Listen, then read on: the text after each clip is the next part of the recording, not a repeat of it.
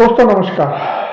दोस्तों, क्या भारत के लोकतंत्र में अब सबूत से पहले हथकड़ी का चलन शुरू हो गया है?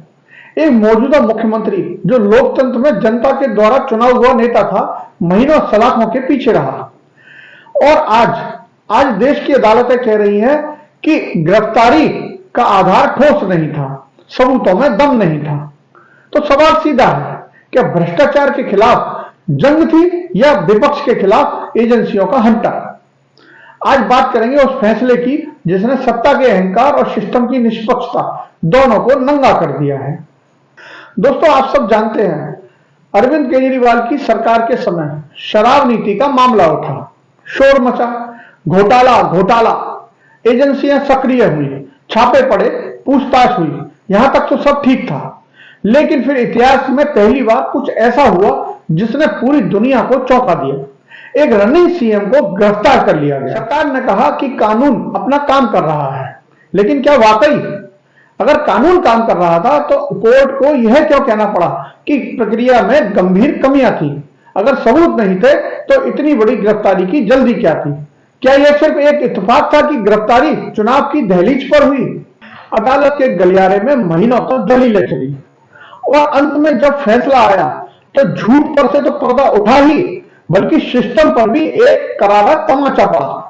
कोर्ट ने साफ कहा, प्रस्तुत साक्ष्य आरोप सिद्ध करने के लिए पर्याप्त नहीं है। इतना ही नहीं, अदालत ने जांच अधिकारी के खिलाफ विभागीय जांच की बात तक कह दी।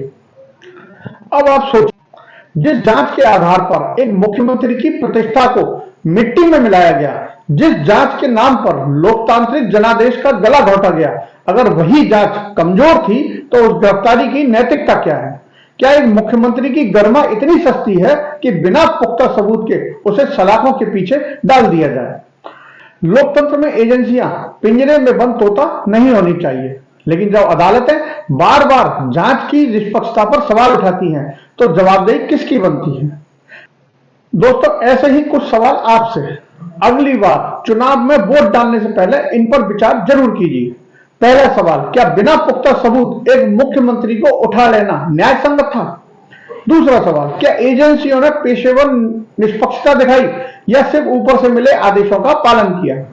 तीसरा सवाल, अगर कल को आरोप पूरी तरह खारिज हो जाते हैं तो उन महीनों का हिसाब कौन देगा जो एक नेता ने जेल में बिताए? क्या कोई माफी मांगेगा? क्या कोई आत्ममंथन होगा? दोस्तों, यह मामला सिर्फ व्यक्ति का या एक पार्टी का नहीं है, यह उस सिद्धांत का है कि कानून सत्ता का गुलाम नहीं हो सकता। न्यायपालिका ने अपना काम कर दिया, उसने आईना दिखाया, लेकिन अब जवाबदेही की जिम्मेदारी उनकी है जिन्होंने इस पूरी प्रक्रिया को अंजाम दिया। अगर सबूत नहीं थे तो गिरफ्तारी क्यों? अगर जांच में कमियां थी तो इतना बड़ा जोखिम क्यों? क्या यह न्याय की जीत है या लोकतंत्र के लिए एक बहुत बड़ी चेतावनी?